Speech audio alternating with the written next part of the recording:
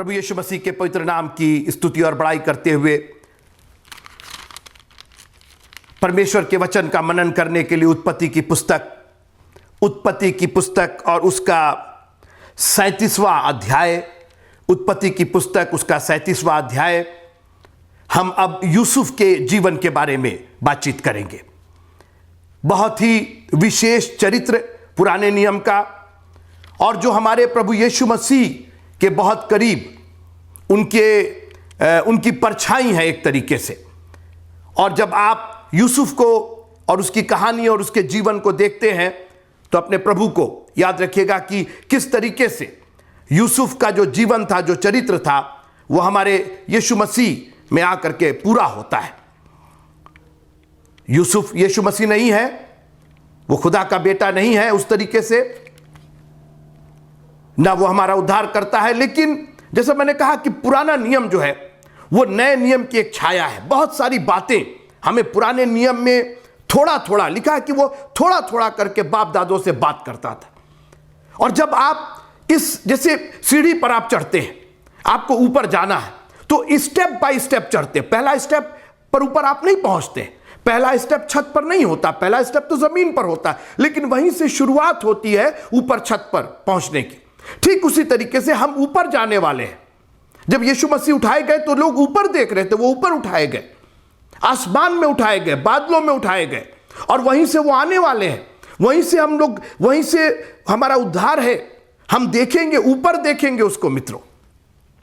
और इसलिए ऊपर जाने के लिए ये जो पुराने नियम की पुस्तकें हैं, इनका हम क्रमबद्ध रूप से अध्ययन कर रहे हैं। एक एक चैप्टर में हमने वक्त लगाया, उसका मनन किया हम लोगों ने, और मुझे पूरा यकीन है कि मुझे तो बरकत मिली ही मिली, आपको भी जरूर बरकत मिली होगी।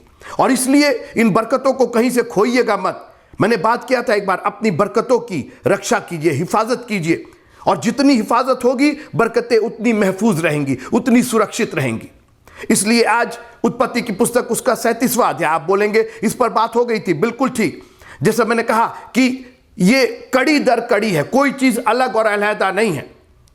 37वें अध्याय से हम सीधे 39वें अध्याय पर आएंगे। 38वें अध्याय पर हम बात कर चुके थे, और वहां पर यहूदा यानी इस्राएल की स्तुति, यानी याकूब का बेटा यहूदा, याकूब इस्राएल और उसका बेटा यहूदा, जो स्तुति जिसका मतलब है स्तुति। और उत्पत्ति की पुस्तक उसके 37वें अध्याय और उसकी 28वीं आयत में यूं लिखा हुआ है, सो यूसुफ के भाइयों ने उसको उस गड्ढे में से खींचकर बाहर निकाला और इश्माइलियों के हाथ चांदी के 20 टुकड़ों में बेच दिया। और वे मतलब इश्माइली, वे यूसुफ को मिस्र में ले गए। हमने कहानी वहां तक उस जीवन चरित्र देखा था हमने यूसुफ का, किस तरीके से भाइयों ने उसको गड्ढे में डाला। हम वापस उस पर नहीं जाना चाहते हैं, लेकिन अब उन्होंने गड्ढे से बाहर निकाला, खींच करके बाहर निकाला। कोई बहुत रहम दिल होकर के नहीं, बहुत प्यार से नहीं, जलसते थे, ईर्ष्या थी, क्रोध था, अपने आप को वो जो जैसे बोलते हैं ना, एक कॉम्प्लेक्स था उनमें, क्योंकि यूसुफ अपने बाप का तो प्यारा था ही, और यूसुफ परमेश्वर के करीब था। स्वप्न और दर्शन के द्वारा परमेश्वर उससे बातें करता था, और उसके अपने भाई उसके खिलाफ थे। और मैं आपसे निवेदन करना चाहता हूं, कई बार अपने घर के लोग, जब आप प्रभु के नजदीक होते हैं, आपके अपने घर के लोग ही आप पर ताना मारते हैं। आपके अपने घर के लोग आपके रोड़ा बनना चाहते हैं। हम लोग दुनिया को दोष देते हैं, वो ऐसा, ये धर्म, वो धर्म। कोई नहीं, हम खुद अपनी राह में दीवार बन जाते हैं। हम अपने लोग कई बार परमेश्वर के मार्ग में बाधा बन जाते हैं। और मैं आपसे निवेदन करना चाहूंगा कि अगर कोई आपका भाई आगे बढ़ रहा है, तो बजाय जलसने के, बजाय ईर्ष्या के, बजाय कुड़कुड़ाने, बड़बड़ाने और पीठ पीछे बातें करने के, एनकरेज कीजिए, आगे बढ़ाइए। ठीक है, सब में कमियां हैं, सब में गलतियां होती हैं, और प्रभु न्यायी है, लेकिन बजाय ईर्ष्या करने के, बजाय इश्माइलियों के हाथ में बेच देने के, 20 चांदी के टुकड़ों में बेच दिया उन्होंने। कोई मोल नहीं, और इश्माइली उसे लेकर मिस्र में आए। मेरा विषय सुनिए आज। मेरा विषय है परदेश में कैसे व्यवहार करें। परदेश में व्यवहार कैसे करें। जब आप परदेश में हो तो कैसे कॉन्डक्ट करें, कैसे निभाएं परदेश को, आज मैं इसके बारे में बात करना चाहता हूं। आप थोड़ी देर के लिए सोच रहे होंगे मगर बिशप साहब हम लोग तो परदेश में नहीं हैं, हम तो हिंदुस्तान में, हम तो अपने देश में। आइए पहला पत्रस उसका दूसरा अध्याय, पहला पत्रस उसका दूसरा अध्याय और उसकी 11वीं आयत। पहला पत्रस 1 Peter chapter 2 and verse number 11। आपने यही ना कहा कि हम तो परदेसी नहीं हैं, हम तो हिंदुस्तान में, हम तो अपने देश में रहते हैं। अच्छा किया आपने पूछा। अब सुनिए आप जवाब। हे प्रियो, ये किसी गैर मसीही को नहीं लिखा जा रहा, किसी अन्य जाति को नहीं लिखा जा रहा। हे प्रियो, हम और आप जो हैं प्रभु के जो प्रिय हैं, हम जो बेटे और बेटियां हैं उसके, हम जो पीस चर्च के मेंबर हैं, हम जो केवल पीसी चर्च नहीं अलग अलग चर्च के मेंबर, हम जो मसीही ईसाई अपने आप को कहलाते हैं, हमारे लिए ये वचन है। सुनिए, हे प्रियो, मैं तुमसे विनती करता हूं कि तुम अपने आप को परदेसी और यात्री जानकर, मैं आगे नहीं पढ़ना चाहता हूं, मैं केवल यह स्टैब्लिश करना चाहता हूं कि अभी आपने जो कहा ना कि हम तो इसी देश में रहते हैं, हम कहां परदेश गए, हम कहां विदेश गए हैं। पतरस ने कहा कि हे प्रियो, मैं तुमसे विनती कर रहा हूं, क्योंकि तुम ऐसे तो मानने वाले नहीं हो। तुम तो अपने आप को, तुम्हारा आधार कार्ड बन गया, तुम्हारा निर्वाचन बन गया, तुम तो सोच रहे हो तुम तो भारतीय हो, तुम तो इंडियन हो, बिल्कुल हो शारीरिक रूप से, लेकिन आत्मिक रूप से आप परदेसी और यात्री हैं। आपको जानना होगा ये। आज प्रॉब्लम यह है कि हम इग्नोरेंट हैं, जिसको हम बोलते हैं कि अज्ञान है हम लोग, और इसीलिए जानने की बात, बाइबल जानने की बात करती है। हम लोग बहस ज्यादा करते हैं, जानते कम हैं, और बहस वही करते हैं जो जानते कम हैं।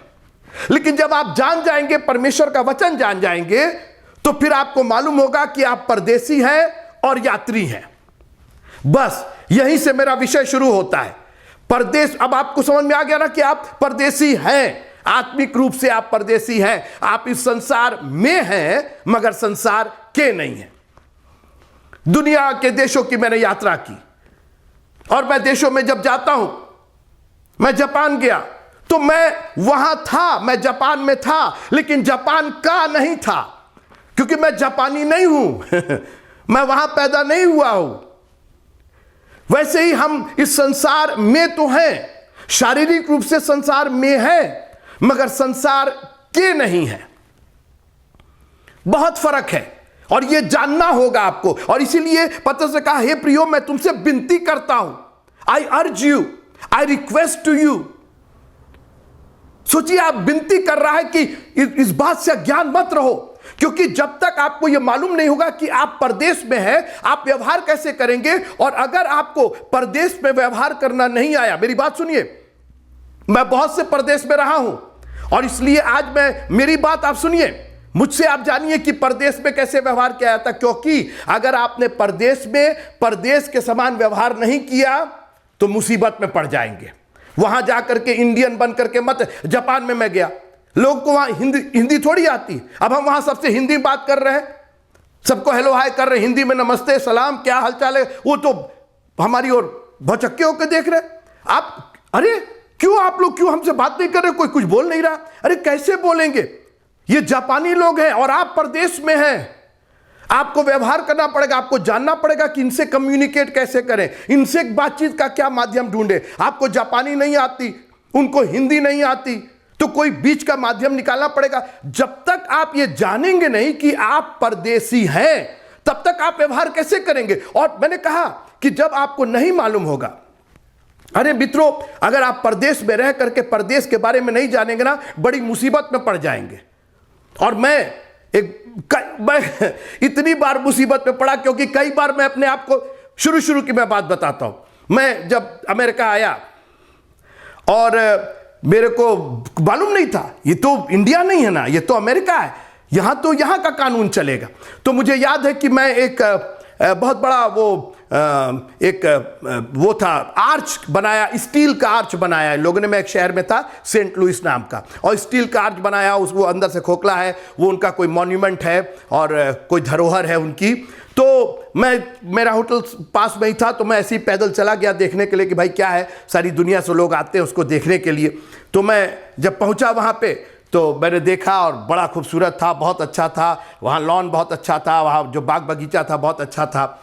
जब मैं वो स्टील का, बहुत बड़ा स्टील का वो आर्च बना हुआ है, और जब मैं पास में पहुंचा तो उस पर नाम लिखा हुआ था। कई लोग अपना नाम, जैसे नाम लिखते हैं ना, दीवारों पर नाम लिखते हैं और उस पर नाम लिखते हैं। तो मैं तो हिंदुस्तान का रहने वाला, हमने भी ताजमहल पर नाम लिखे और लाल किले पर नाम लिखे, और जहां जाते वहां नाम तो जरूरी कोई ना कोई लिख देते। तो मैंने भी अपना पेन निकाला और मैंने अपना नाम उस पर लिख दिया। ठीक है, क्या फर्क पड़ता है, बहुतों का नाम लिखा हुआ, मेरा भी नाम लिखा हुआ। और मैं नाम लिख करके थोड़ा इधर उधर मैं घुमा, और जब मैं चलने लगा अपने होटल की तरफ, तब तक तो पीछे से पुलिस ने आवाज दी, भाई साहब, सर रुक जाइए। और पीछे घूम के देखा, वो एक लंबा चौड़ा पुलिसमैन, अमेरिकन पुलिसमैन, पूरा ड्रेस वेस पहने हुए, रिवॉल्वर, पिस्तौल और क्या क्या लगाए हुए। कहा इधर आइए। मैं गया, कहने लगा आपने उस मॉन्यूमेंट पर, उस स्टील का जो स्ट्रक्चर है आर्च पर अपना नाम लिखा है। अब मेरे तो हवा ही निकल गई। मैंने कहा अरे ये क्या हो गया। मैंने कहा कि अब मैं झूठ कैसे बोलता हूं, तो सामने वो पूछ ही रहा था। तो मैंने कहा कि जी। बोले आपको मालूम है ये कानूनी अपराध है और इसके लिए आपको 20,000 रुपये का दंड देना पड़े। अरे बाप रे, $200 का दंड।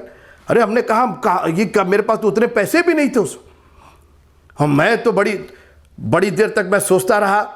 फिर मैंने उससे माफ़ी मांगी और उसने कहा कि देखिए आपका भाग्य अच्छा है कि जो चार्जशीट है वो मेरे पास ख़त्म हो गई अभी, जिस पर मुझको आपका नाम पता लिख करके और एक कोर्ट को जाता और एक आपको मैं देता जिस पर मैं फाइन देता, वो पूरा मेरा जो डायरी है वो ख़त्म हो गया है। तो मैं आपको चार्जशीट नहीं दे पा रहा हूँ, लेकिन आपको वार्निंग मैं दे रहा हूँ कि आइंदा कभी तो। अच्छा, हमने हिंदुस्तानी ठहरे, हमें तो कुछ ना कुछ तो बहस करना ही है, बोलना ही है। हमने कहा लेकिन सर उस पर तो बहुत लोग के नाम लिखे हुए हैं। उसने कहा वही तो हम रोक रहे हैं, अब नहीं लिखेगा कोई, जब से ये फाइन लगा रहे हैं अब कोई नहीं लिखेगा। वो लिख लिख करके आप लोगों ने उसको पूरा गंदा कर दिया और उसकी छवि बिगाड़ करके रख दी। खैर उसने कहा कि मैं आपको वार्निंग दे रहा हूं, आइंदा आप ऐसा नहीं करेंगे। मैंने माफ़ी मांगी, लेकिन जब वो चलने लगा तो मैंने कहा सर एक मिनट, मेरे को आप एक चीज़ बताइए कि मैंने उस पर नाम लिखा, उसके बाद मैं काफ़ी देर तक घूमता रहा, उस वक्त तो मेरे को किसी ने नहीं पकड़ा, और अब मैं काफ़ी 15, 20, 25 मिनट के बाद मैं यहाँ से जा रहा हूँ तो आप आकर के हमसे ये बात कहते हैं। तो उसने कहा कि देखिए मैं भी वहाँ नहीं था, मैंने भी नहीं देखा, लेकिन आप वो ऊपर हेलीकॉप्टर देख रहे हैं, वो हेलीकॉप्टर चक्कर लगाता रहता है और पिक्चर लेता रहता है, वीडियो लेता रहता है और स्कैन करता रहता है कि वो जो स्टील का स्ट्रक्चर है वो सुरक्षित रहे। और उसके अंदर आपका दिखाई दिया कि आप उस पर नाम लिख रहे थे, और फिर वो हेलीकॉप्टर ने मेरे को कॉल किया और बोला कि वो आदमी जो जा रहा है उसको पकड़ो। उसे मित्रों, परदेश में है आप, व्यवहार करना नहीं जानेंगे ना, फंस जाएंगे। जब आपको वहां का नियम कायदा कानून नहीं मालूम है, बड़ा अत्याचार हो जाएगा आपके ऊपर। मैं तुमसे विनती करता हूं, पतरस ने कहा मैं विनती कर रहा हूं, तुम्हारी प्रॉब्लम है, तुम नहीं मानोगे कि तुम परदेश में हो और इसीलिए मुसीबत में फंस जा रहे हो क्रिश्चियन, हो मसीही, लेकिन व्यवहार ऐसा कर रहे हो जैसे अन्य जाति हो, जैसे दूसरे धर्म के मानने वाले हो। तुम्हारे घर में जो व्यवहार होता है वो सब अन्य जातियों की तरह होता है। कहीं से तुम्हारे घर में घुसने पर पता नहीं चलता है कि तुम प्रभु के मानने वाले हो। तुम्हारी बातचीत में कभी प्रभु का नाम नहीं आता है। कोई बोले तो ऐसा बोले मानो परमेश्वर का वचन बोल रहा है, तुम तो हमेशा दुनिया की बातें करते रहते हो। अपने आप को परदेसी जानो, दूसरे देश में हो, और अगर उस देश का कानून के साथ नहीं चलोगे प्रॉब्लम में हो जाओगे। हम दुनिया में हैं, दुनिया के नहीं हैं, इसलिए इस परदेश में परदेसी की हैसियत से व्यवहार कीजिए। आप रहने नहीं आए, आप जन्म जन्मांतर नहीं रहने आए हैं, यहां का व्यवहार नहीं सीखने आए हैं। आप परदेसी और यात्री हैं और यहां से निकल जाएंगे आप। मैं जापान गया, मैं केवल 2 या 3 दिन के लिए गया था। हम वहां बैठ करके जापानी थोड़ी सीख रहे हैं। अरे 3 दिन के बाद बक्सा पैक करेंगे और निकल लेंगे यहां से। भैया रखो तुम अपना जापान, रखो तुम अपना चीन। ये दुनिया में हम लोग इतने लिप्त हो गए हैं जैसे जिंदगी मतलब अमरता के साथ यहीं तो रहना है। अरे ये नाश हो जाएगी मित्रों, ये दुनिया एक एक चीज नाश हो जाएगी। यहां हम यात्री हैं, परदेसी हैं, और इसलिए व्यवहार एक परदेसी और यात्री की तरह कीजिए। अपना सामान मुख्तसर रखिए, कम रखिए, बहुत फैलाइए मत। दुनिया में बहुत ज्यादा अपने आप को लिप्त मत कीजिए, निकलना मुश्किल हो जाएगा।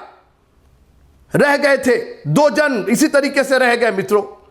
धनी आदमी आया, इतना दुनिया में पसर चुका था, इतना पसार चुका था, इतना लिप्त था।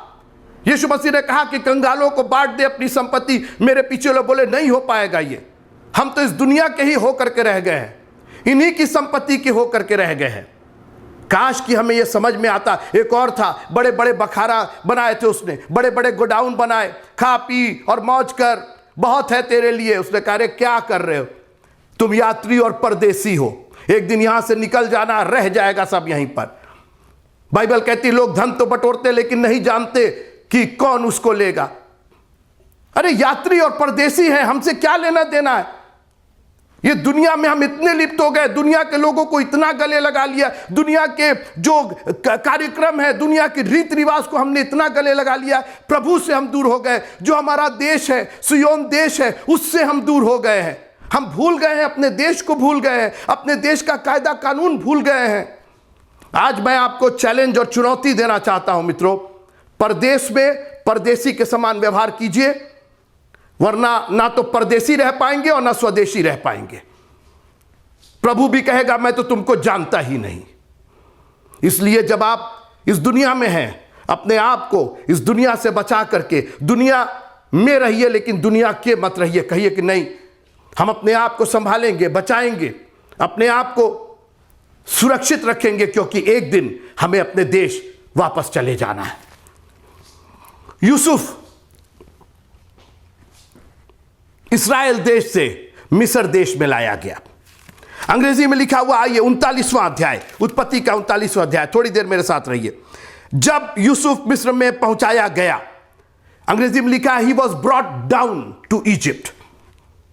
ये डाउन जो है ना, ये दुनिया का प्रतीक है। जब आप दुनिया में लिप्त होने लगते हैं ना, तो आप डाउन जाते हैं। अभी मैंने क्या बात की कि ऊपर की ओर हमारी नजरें होनी है, ऊपर से हमारा छुटकारा ऊपर से आएगा, वो बादलों में आएगा। बादल जमीन पर नहीं होता, बादल गड्ढे में नहीं होता, बादल ऊपर होता है। वो बादलों पर जब तुरही फूकी जाएगी, वो बादलों पर आएगा मित्रों। लेकिन यूसुफ को नीचे ले जाया जा रहा है, परदेश है ना, परदेश है। एक काम कीजिए, सबसे पहले तो अपने मुंह पर लगाम लगाइए। कहीं नहीं लिखा हुआ यूसुफ के साथ जितनी घटना हुई, जब से वो अपने भाइयों से मिला, भाइयों ने उसको गड्ढे में डाला, खींच करके निकाला, इश्माइलियों के हाथ में 20 चांदी के टुकड़ों में बेच दिया, वो उसको मिस्र में लेकर के आए। यूसुफ ने अपना मुंह नहीं खोला। ये जीभ छोटी सी है, जंगल में आग की तरह काम करती है। ये कुड़कुड़ाना, ये बड़बड़ाना, अरे बाबा हम यहां के हैं ही नहीं, कुछ चीज खराब लगे सह लीजिए उसको, लोग आपको ना पसंद करें सह लीजिए, हमको रहना नहीं है यहां पर, हम तो कुछ दिन के बाद चलें। क्यों लड़ाई करना, क्यों झगड़ा करना, क्यों मुकदमेबाजी करना। I am not from here, I am going back to my home. रखो तुम अपना झगड़ा। कहते ना अरे बाबू ये कितनी देर रहना है यहां पे, सह लो, ये बैठ लो। आज हम लोग कुड़कुड़ाए बड़बड़ाए जा रहे हैं, हम लोग सोच रहे हैं कि जैसे यही अमरौती खा करके हमको जीना और मरना है। मित्रों हम एक दिन चले जाएंगे यहां से, परदेश में अपना मुंह बंद करके रखिए। यह कुड़कुड़ाना और बड़बड़ाना आपके हित में नहीं है। अभी देखिए, जब भाइयों ने उसको गड्ढे में डाला, वहां से खींच के निकाला, बेचा, इश्माइली उसको लेकर के आए, शारीरिक नुकसान कुछ नहीं हुआ। ठीक है, यूसुफ को तकलीफ हो रही होगी, आप मत बोलिए हमसे, जबरदस्ती उसको भेजा जा रहा है, बहुत शौक से नहीं वो निकल करके आया। गुलाम की हैसियत, बेचा खरीदा किसको जाता है, गुलाम की हैसियत से। वो जो अपने बाप का दुलारा था, जो स्वप्न और दर्शन देखता था, आज ये गुलाम की हैसियत से। एक परदेश में। कुछ दिन के बाद उसने आंखें खोली तो अपने आप को परदेश में उसने पाया। चिल्ला रहा है, रो रहा है, कुड़कुड़ा रहा है, बड़बड़ा रहा है, भाइयों को बुरा भला कह रहा है, इस्माइलियों को बुरा भला कह रहा है, मिस्रियों को बुरा, कुछ नहीं। उसने कहा मेरे को कुछ कहना ही नहीं है, मैं तो यात्री हूं और परदेसी हूं। कोई बोले तो ऐसा बोले मानो परमेश्वर का कलाम बोल रहा है। आज हमारी आधी से ज्यादा प्रॉब्लम हमारी जबान की वजह से। इन्होंने ये कहा, उन्होंने वो कहा, उन्होंने वो कहा। अरे बाबा, हम सब परदेसी, हम सब यात्री। हम लोग जब यात्रा करते हैं ट्रेन में, क्यों लड़ाई करेंगे? क्यों? कई लोग आपने देखा बेमतलब को एक सीट के लिए इतनी लड़ाई, इतना झगड़ा, और क्या क्या हो जाता, मार पीट, हत्या सब हो जाती उसके अंदर थोड़े से देर के लिए। अरे भैया, तुम भी खसक के बैठ लो, हम भी बैठ ले, किसको? ये ट्रेन में हम रहने थोड़ी आए हैं, ट्रेन में अपना कमरा थोड़ी बना रहे हैं। ये ट्रेन मेरा घर नहीं है, बस वहां तक चले और उसके बाद उतर करके भैया तुम जानो, तुम्हारा काम जाने। काश कि अपने आप को आप इसी तरीके से संसार से बचाए रखिए। ये बेमतलब के झगड़े लड़ाई, घरों की झगड़े लड़ाई की लिखा है कि जैसे भेड़ ऊन कतरने के समय खामोश रहती है, वैसे ही हमारा प्रभु, उस पर कितने जुल्म हुए, क्या क्या कहा लोगों ने, मुंह पर थूका, पीठ पर कोड़े लगे, जबान नहीं खुली, क्योंकि वो अपने आप को यात्री और परदेसी जानकर व्यवहार कर रहा था। और मैं तुमसे विनती करता हूं, अपने आप को परदेसी भी जानना और यात्री भी जानना। तुम रहने वाले नहीं हो यहां पर। जब तक सह सकते हो 70 साल 80 साल, आप हमेशा हमेशा ये नहीं सहने जा रहे। वो हमारे दुखों को हरने जा रहा है। लिखा है कि मैं आऊंगा, मैं ले जाऊंगा। मन मत व्याकुल करो अपना, मत घबराओ ना। परदेश में हो, पर परदेश में जानते हैं एक बहुत बड़ी चीज होती है, बड़ी घबराहट होती है मित्रों। और कह दीजिए हमको और आपको घबराहट नहीं होती। यहाँ कितनी बार घबराहट होती, कैसे हो पाएगा, बच्चों की शादी कैसे होगी, बच्चों की पढ़ाई कैसे होगी, फैमिली कैसे, दुनिया की चिंताएं हमें घबराई रहती हैं। और यीशु मसीह ने कहा तुम्हारा मन व्याकुल ना हो, मत घबराना। तुम परदेश में हो, मैं आ रहा हूं, ले जाऊंगा तुमको, तुम्हारे देश लेकर के जाऊंगा। सियोन देश हमारा है देश, रहते हैं हम परदेश और जाएंगे हम अपने देश। अगर आपको यह मालूम हो जाएगा, जब आप ये जान जाएंगे कि आप परदेश में हैं, तो आपकी आधी से ज्यादा प्रॉब्लम सॉल्व हो जाएगी। क्योंकि आपको मालूम है कि हमको तो यहां रहना ही नहीं, हमको तो एक दिन चले जाना है। यूसुफ का चरित्र हमें सिखाता है कि किस तरीके से दबाव बर्दाश्त किया जाए, घबराहट और व्याकुलता बर्दाश्त की जाए। अपने मुंह पर लगाम दीजिए और कहिए प्रभु हमारे मुंह से कोई ऐसी बात निकले। क्योंकि मित्रों, वो परदेश है, वो लोग बर्दाश्त नहीं करेंगे आपकी। आप होंगे अपने घर के बहुत बड़े राजकुमार, लेकिन अब आप गुलाम की हैसियत से। और यहां पर लिखा हुआ, पौलुस कहता है कि मैं बंधुआ किनाई, मैं प्रभु में बंधुए किनाई। और कई बार हमको अपने आप को बंधुआ महसूस करते, अरे काश मैं ये कर देता, काश। पतरस से क्या किया, तलवार निकाली, काट डाला, बोला हम बंधुए नहीं, हम स्वतंत्र, हम मारेंगे, हम काटेंगे। बोला क्या कर रहे हो? यीशु मसीह ने कहा मत करो ये, तुम परदेश में हो, ये सब नहीं चलेगा। बोले मैं अपने बाप से विनती करूं तो 12 सेना भेज देगा। लेकिन यहां पर हम तोप होकर के नहीं आए हैं, हम यहां नम्र और दीन होकर के आए हैं। जैसे वो गधे की उसने सवारी की, नम्रता और दीनता के साथ। काश कि वही नम्रता और दीनता, देखिए यूसुफ के जो ये चरित्र हमको दिखाई दे रहा है, उसमें नम्रता और दीनता कूट कूट करके दिखाई दे रही है। जब आप विदेश में हो, परदेश में हो, नम्रता और दीनता आपसे अलग ना होने पाए। भले ही आपके साथ राजकुमार जैसा व्यवहार ना हो, क्योंकि आप परदेश में नहीं होगा आपका। जब घर जाइएगा तो फिर राजकुमार और राजकुमारी के समान रहिएगा, लेकिन जब परदेश में है तो परदेश के समान आपको व्यवहार करना पड़ेगा।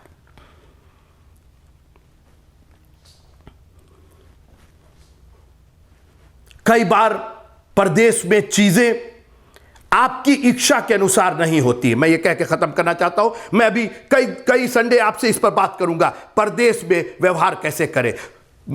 हे प्रियो, मैं तुमसे विनती करता हूं, मैं तुमसे विनती करता हूं, अपने आप को परदेसी और यात्री जान के। खबरदार पीस चर्च के लोग, आपने कभी कहा कि हम तो यहीं के रहने वाले, हम तो भारतीय हैं, हम तो नेपाली हैं, हम तो भूटान, आप यहाँ के, ठीक है, आप यहाँ पर शारीरिक रूप से हैं, मित्रों आत्मिक रूप से आप यहाँ के नहीं हैं। आप यहां पर राजदूत की हैसियत से हैं। सो हम मसीह के राजदूत हैं। राजदूत कौन होता है? राजदूत विदेश में राजदूत होता है। आप अपने घर में, अपने देश में राजदूत नहीं होते। तो अगर हम सब राजदूत हैं तो हम एक विदेश में हैं, हम परदेश में हैं, और परदेश में परदेसी के समान व्यवहार कीजिए, देसी के समान नहीं। कई बार चीजें, परिस्थितियां, हमारी स्थितियां हमारे अनुकूल नहीं होती, हमारी मर्जी के अनुसार नहीं होती। मैं ये कह के आपसे विदा लेना चाहता हूं। 39वां अध्याय, 39 चैप्टर ऑफ जेनेसिस वर्स 1। जब यूसुफ मिस्र में पहुंचाया गया, तब पोतीपर नाम एक मिस्री जो फिरौन का हाकिम और जल्लादों का प्रधान था, उसने उसको इश्माइलियों के हाथ से, जो उसे वहां से ले गए थे, मोल लिया। डबल सोल्ड, 2 बार। एक बार तो इश्माइलियों ने खरीदा 20 चांदी के टुकड़े दे करके, और अब पोतीफर जो जल्लादों का सरदार था, बाप रे बाप, फिरौन का हाकिम, जल्लादों का प्रधान, माने कोई कसर नहीं थी उसके कठोरता में। और ये कोमल यूसुफ, जिसको गड्ढे से खींच करके निकाला गया, जो अपने बाप का दुलारा था, जो अपने घर पर बड़े शान से रहता था और स्वप्न और दर्शन के द्वारा आज लोगों के हाथ में हैंडल किया जा रहा है। और मैं आपसे निवेदन करना चाहता हूं, यीशु मसीह ने कहा कि संसार में तुम्हें दुख होता है, मगर घबराओ नहीं, मैंने संसार को जीत लिया है। यह मिस्र में आ गया था, अब यह अपने देश इस्राएल में नहीं था। मित्रों, जब आप इस दुनिया में हैं और मसीह के बेटे और बेटियां हैं, अपने आप को एक परदेसी और यात्री की हैसियत से व्यवहार कीजिए। कई बार चीजें आपके, अरे मैं तो चाहता था ये, मैं तो चाहती थी ये, और मेरे अनुसार नहीं होता, और मैंने ये कहा था, मैंने वो कहा था। जरूरी नहीं है कि सब चीज आपके मन के मुताबिक हो। यूसुफ ने नहीं कहा कि मेरे को फिरौन के हाकिम पोतीफर के हाथ, जो जल्लादों का प्रधान, उसका बस चलता तो वहां कभी नहीं जाता वो। अरे मित्रों, जल्लाद जानते किसको कहते हैं? फांसी देते हैं। उसका सरदार था, पता नहीं कितनी फांसी दे दिया होगा। मगर यूसुफ की नम्रता और दीनता, एक जगह यूसुफ का कोई बयान नहीं दिखाई दे रहा है। और मैं बार बार आपसे निवेदन कर रहा हूं, परदेश में थोड़ी आपकी खामोशी आपको बचाए रखेगी, आपको जिंदा रखेगी। ये परमेश्वर का मंदिर है, ये शरीर परदेश में है और इसको नुकसान नहीं पहुंचना चाहिए। आपकी, हमारी मूर्खता की वजह से, लिखा कि हमारी मूर्खता की वजह से हमारे घाव बसाते हैं, और जब घाव बसाने लगता ना तो वो सड़ रहा है, वो अच्छा नहीं है, वो नासूर बनेगा। इसलिए मूर्खता वाला काम नहीं, चट्टान पर अपना घर बनाना है। आंधी और तूफान आएंगे, लेकिन जब चट्टान पर आपकी नेव रहेगी, ना आंधी आपका कुछ बिगाड़ पाएगी और ना तूफान आपका कुछ बिगाड़ पाएगा। और आज मैं आपसे निवेदन करना चाहता हूं और चुनौती भी देना चाहता हूं कि क्या आपने अपने आप को परदेसी जान करके परदेसी जैसा व्यवहार रखा है कि नहीं रखा है। अपने आप को बहुत बड़ा आली और आलिम मत समझिएगा, कहीं ऐसा ना हो कि परदेश में हमें नुकसान हो जाए। क्योंकि परमेश्वर यूसुफ को एक बहुत बड़े मिशन पर, एक बहुत बड़ी योजना के लिए लेके जा रहा था। और आज मैं आपको एनकरेज करके छोड़ना चाहता हूं कि परमेश्वर ने आपके लिए एक बहुत बड़ी योजना बनाई है। इतनी बड़ी योजना कि कोई उस योजना के पास पहुंच ही नहीं सकता है। तुम्हारा मन व्याकुल ना हो, तुम परमेश्वर पर विश्वास रखते हो, मुझ पर भी विश्वास रखो। मेरे पिता के घर में बहुत से रहने के मकान है, मैं जा रहा हूं एक जगह, मामूली ये योजना है। यहां दुनिया में तो घर बन नहीं पाता, और उसने आसमान में हमारे लिए जगह और हमारे लिए ऐसा घर तैयार किया जहां वो रहे वहां हम भी रहे। मित्रों, कितनी बड़ी आशीष, कितनी बड़ी योजना है, और हमने छोटी छोटी बातों को लेकर के उस योजना को, उस युक्ति को बिगाड़ करके रख दिया है। मित्रों, यूसुफ का चरित्र हम थोड़ा थोड़ा करके देखेंगे और कोशिश कीजिए कि इस चरित्र को अपने जीवन में हम ढालें। और परमेश्वर ने जो ये वचन रखा है, उत्पत्ति का जो वचन और यूसुफ का जो चरित्र रखा है, इसके द्वारा हम अपने चरित्र को मजबूत कर सके। तुम संसार में हो, संसार के नहीं हो। अपने आप को यात्री और परदेसी जान करके व्यवहार करो।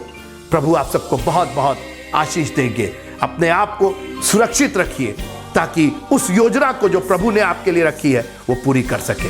प्रभु आप सबको बहुत बहुत आशीष दे। प्रभु ने चाहा तो हम इसको कंटिन्यू रखेंगे और आगे के कुछ रविवारों में, कुछ वचनों में हम देखेंगे कि यूसुफ ने किस तरीके से अपने आप को सुरक्षित रखा और उसी सुरक्षा के कारण यूसुफ परमेश्वर की उस योजना को जो परमेश्वर ने उसके द्वारा, उसके जीवन के द्वारा रखी थी, पूरा किया और अपने आप को उसने सुरक्षित रखा, बहुतों के लिए आशीष का कारण बना। जय मसीह की। Praise the Lord.